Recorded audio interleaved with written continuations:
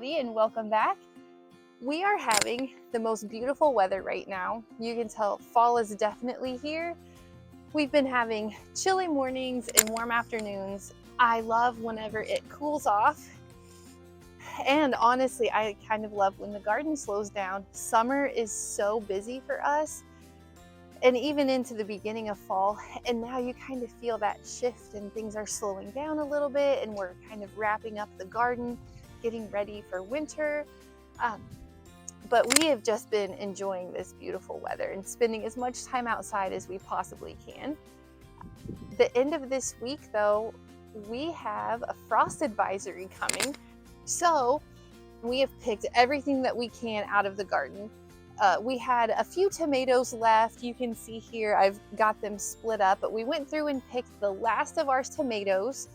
And I just can't say enough good things about these celebrity tomatoes. We have just been so happy with them. But we went out and picked everything, even the green ones. And you can see these have already started to turn a little bit while they were on the vine. So these are going to be just great to set out on the counter, and they will keep ripening. But what on earth do you do with a basket full of green tomatoes? There are a lot of things that you can actually do with them. One thing that we like to do is fried green tomatoes. If you've never had them before, they're really good. And the tomato kind of gets like a sweet taste to it. Roasted green tomato salsa would be very good.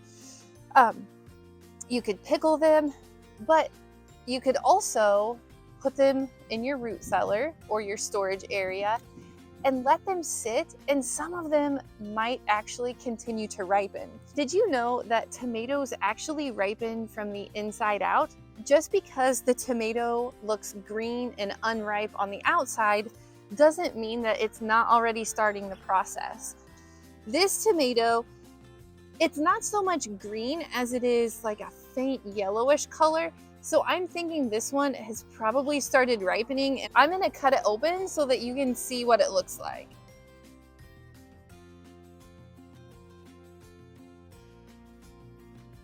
Okay, so here we go. You can see on the inside that it has started turning this blush color. So this tomato is already in the ripening process. Now, it's definitely not going to taste the same as a tomato that has ripened out on the vine in the garden in the heat and the sun, but it's still going to be better than the tomatoes that you can get at the store. So this one probably would have kept ripening. So that's what I'm going to lay these tomatoes out in our food storage area and see if they keep ripening.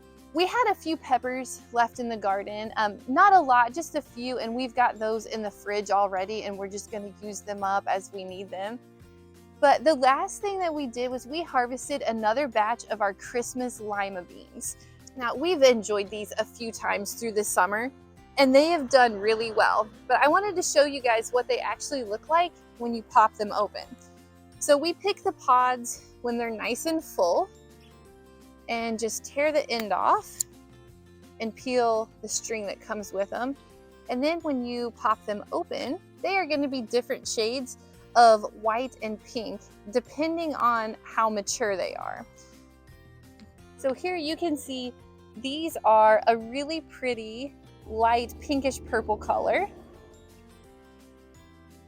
Thank you, sweetheart. Okay, and then these you see when I open them, they barely have any color at all. These look a little more immature. Yeah, and these are just plain white. They don't have any of the pink or purple color on them.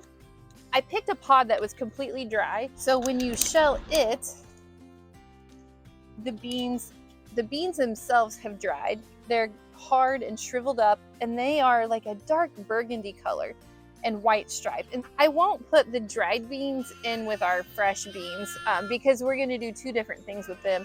The dried beans you can either save for seed and plant next year, or you could actually can them. And the shell beans that are not dry, we do a couple different things with them.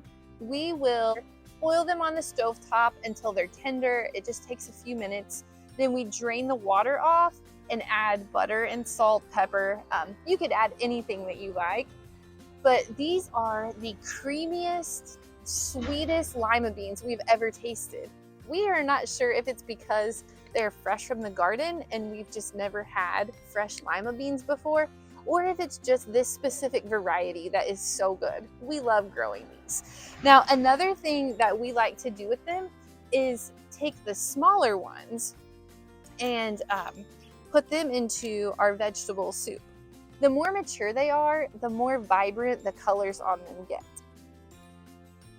So here you can see all the different stages of these Christmas lima beans. This is a very young, immature lima bean. The next one is a little bit older. The next one, hopefully you can see it's starting to get just a blush of pink on it. The next one has a little more. This stage right here is the absolute most beautiful, vibrant, pinkish purple color I've ever seen. It's just gorgeous.